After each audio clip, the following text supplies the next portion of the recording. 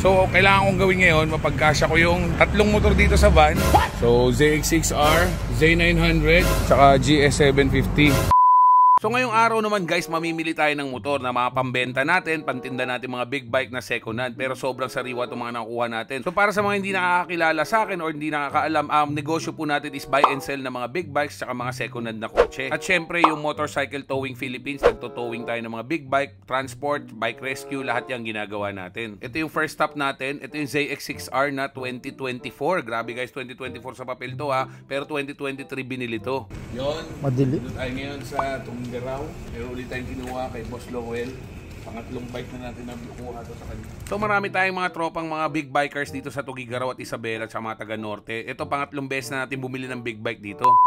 So ngayon naman nandito tayo sa second stop. Tugigaraw pa rin to guys. Medyo madilim pa rin nga nung nagpunta tayo dito. At syempre ito yung bumibili tayo ng big bikes, sigurado natin na mga galing sa first owner talaga to. So syempre chinecheck din natin maigi yung bikes na walang problema at lahat okay. At syempre ang pinaka-importante yung papeles. Titingnan nyo maigi kung kumpleto ba yung papel. Dito tayo, Tugigaraw. At syempre tumawad tayo ng konti at pumayag naman si Sir at nag-done deal na nga ito. Ito nga pala yung 2023 Z900. Isa to sa mga bestseller na bikes kasi inline 4 na to. So alas 6 pa lang ng umaga ngayon pero nakadalawang motor na tayo na nabili. No? Meron pa tayong dalawang BMW GS750 na bibilin sa Isabela naman. So dahil gabi kami umalis ng Manila, meron kaming baon na pack lunch para dito na kami magbe-breakfast sa sasakyan. Nag-stop muna kami para kumain. Syempre, cowboy lang tayo dito guys. Boy. Sold.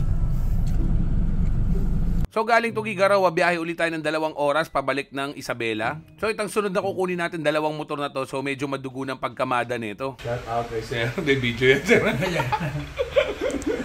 So si Sir ang negosyo na dito is yung Petron dito sa Kawayan, Isabela. Kung nagtataka kayo bakit dalawang motor ang kukunin natin dito, dahil magkaibigan sila, sumali sila ng Tiger, yung MRST, yung HPG training. So halos ginamit lang nila to sa HPG training. After that, bebenta na nila at bibili na siguro sila ng 1250. So parehong model to ng BMW F750 na GS. Ang odo nito is 1,700 lang, yung isa naman 5,000. So kung nagtataka kayo bakit 4 na motor sabay-sabay kong binyahe to, dahil in-schedule ko talaga to guys, para sulit ang biyahe dahil malayo to.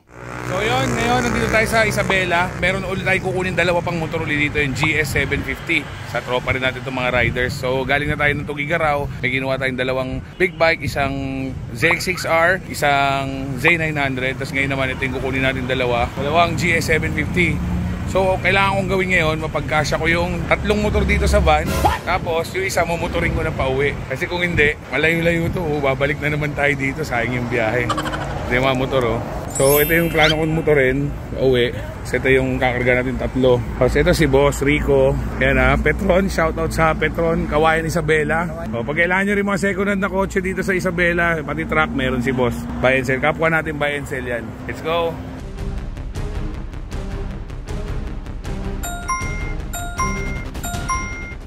So yun, sobrang pawis ko. Matagal lang kami pagtali kasi kailangan namin ayusin na walang galaw kasi malayong biyahe namin Isabela ngayon, going na Manila. Siguro almost 7 hours ang biyahe namin. Pakita ko sa inyo yung setup. You know.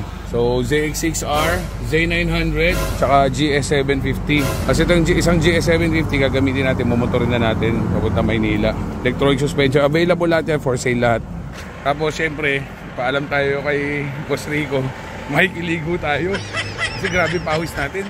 Para naman medyo komportable ko pagka nag-ride mamaya dahil malayong biyahe, tapos wala pa kaming tulog. Malis kami kagabi, 7:30 ng gabi. Dumating kami Tugigaraw, alas 5 na madaling araw. So ngayon dito, 12 noon na. Nakikiligo muna tayo dito sa Petron ni Boss. So yun, nakaligo na tayo. Naligo tayo dito sa Petron. Kasi yan, ito yung gagamitin natin. All set na yung van, paalis na yan. Magkikita na kami sa Malico Viewpoint para mag-stop over at kumain. Kasi di pa kami kumakain ng lunch. Pero nakabagir tayo po eh. Pasa tayo ng Isabela. Dito tayo sa Malico oh. Tapos siyempre may daan tayong mga tropa, mga naka-BMW eh. Sila Sir oh. Saan galing Sir? 3 days na po kami. Oo, 3 days na nagmumotor. Sagada, Banawe, Puskalan. Mas lulong pala sa akin itong mga to.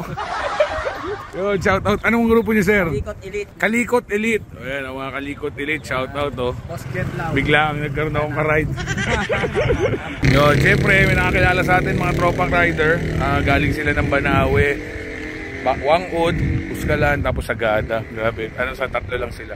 So nauna na ako sa driver ko, so nag-stop over lang ako dito sa NLEX dahil sobrang antok ko na. Nagmuni-muni muna ako dito kasi sobrang traffic, tapos sobrang pagod na rin at saka puyat. So ganyan ang buhay namin mga buy and sell. So yun nga, after 24 hours na biyahe mula kagabi, nandito na kami ngayon sa Caloocan. So madaling sabi, balikan lang namin tinira mula Caloocan, Tugigaraw, Isabela, balik sa Caloocan. So pag may mga binebenta kayong second hand na big bikes or kotse, PM nyo lang ako guys. Pwede natin presyohan yan, i-appraise natin, tapos saka tayo mag-usap kung paano ang deal. At syempre sa mga buyers naman, sa mga naghahanap ng second hand big bikes na quality at siguradong pumasa sa standard ko, PM nyo lang ako or message. Lagi tayo may mga available na big bikes na second hand tsaka mga kotse. So Jetlaw Rider po dito, please like, share, and follow.